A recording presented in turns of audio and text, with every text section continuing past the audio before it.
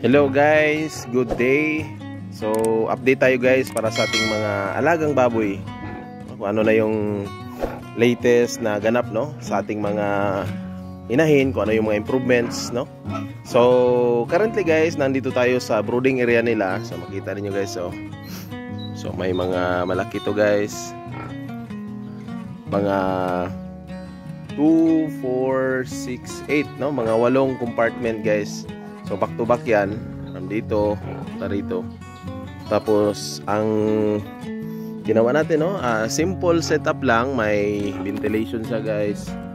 Yan. Para maka in out yung hangin, para maganda yung cooling system no ng ating mga alaga.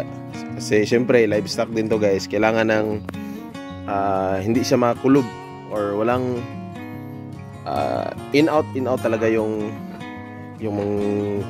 hangin para mas maganda yung guys ba, cooling system. So ito ngayon guys no, makita ninyo ito na dito na compartment. So meron tayong isang inahin.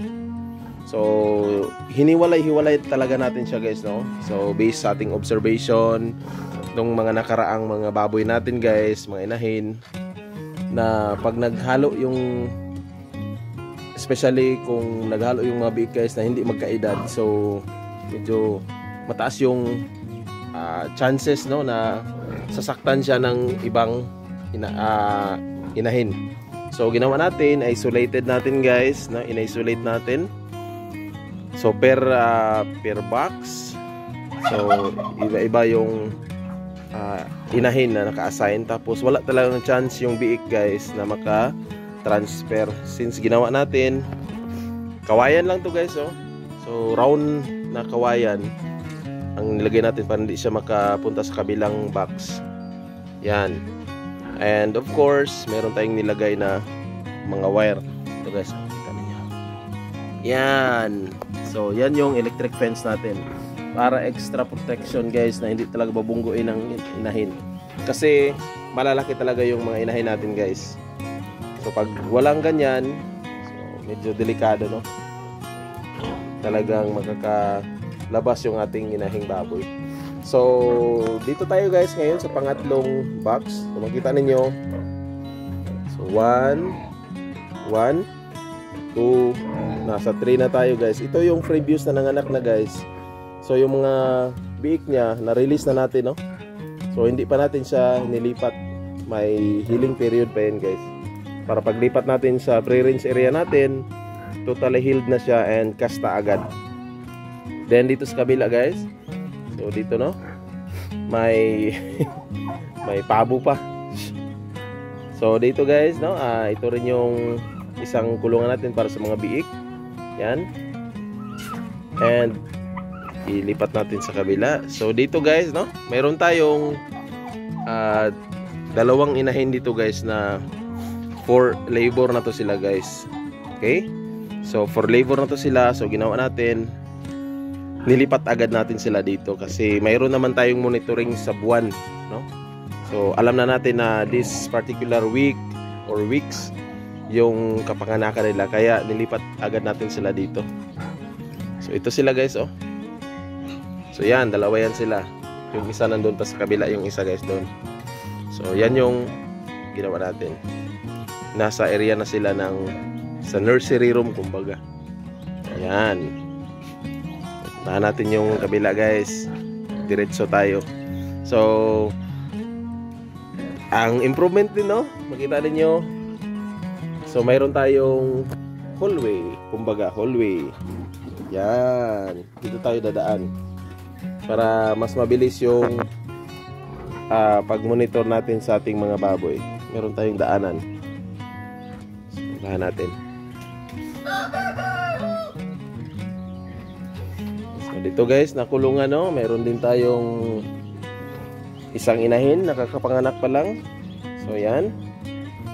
So ngayon guys, yung average no na biik per anay is nasa 11 no, 11 na biik per anay tayo guys.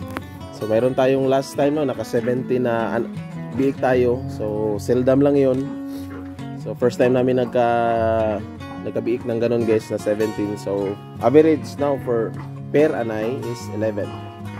Yan. So mayroon din siyang compartment. Then dito sa taas guys, puntahan natin. Ay, ito na naman guys. So kapanganak pa lang kagabi guys. Yan. So maganda yung situation ng ating mga inahin. So bigyan talaga natin sila ng improvements palagi guys, especially sa ating mga inahin. Siyempre may buhay yan guys, may buhay, livestock nga. So we need to improve every time, no? Kasi nga pag hindi, malugi tayo guys, kasi mamamatay yan. Infections, mga ganun ba. And of course mayroon tayong mga tinitingnan din sa YouTube na mga advices, mga diskarte rin na sa pag-alaga ng baboy, no? So, yun lang yung mga ginagawa natin para sa improvements na rin ng ating mga baboy.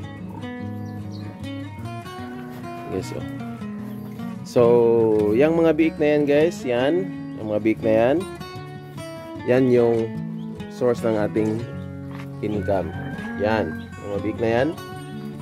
So diyan tayo kumukuha ng profit, no? Hindi sa ating inahing baboy. Kasi yung inahin natin or hindi sa matada, kumbaga yung pinapalaki para katayin, hindi sa ganun guys. Sa biik tayo kumikita. So yun yung doon naka-align yung ating galawan. So puntahan natin yung pinapalaki natin na inahing baboy guys, no? So bali 5 ata yan sila or 6.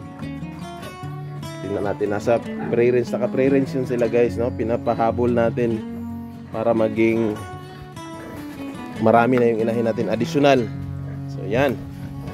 So as you can see guys, meron tayong mga inahin dito or future, mga dumalaga pa to guys, oh. Yan, naka-pre-range yan sila. Nasa ilalim lang ng ating brooding area, oh. Yan, nandito sila sa ilalim. Bakit nandito sila? Kasi saklaw ng ating electric fence, yung range, no? So yung wire natin dito sa taas, dito para sa inahin natin, kinonect lang natin itong mga wire nila guys. Yan, kaya nandito yan sila. Malaki yung pre-range sila guys, galaan nila dito.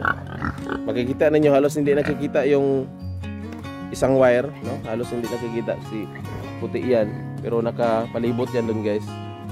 Papunta dun sa mangga. Yan, sa may puno ng niyog, papunta dito. Para at least mayroong maayos na galaan yung ating mga baboy.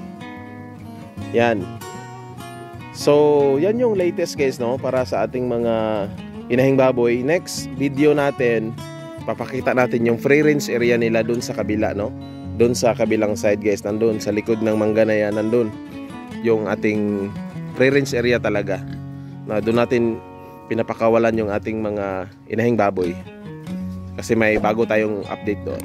See you guys sa ating next video. Paki-subscribe naman dyan, baka naman. Peace out.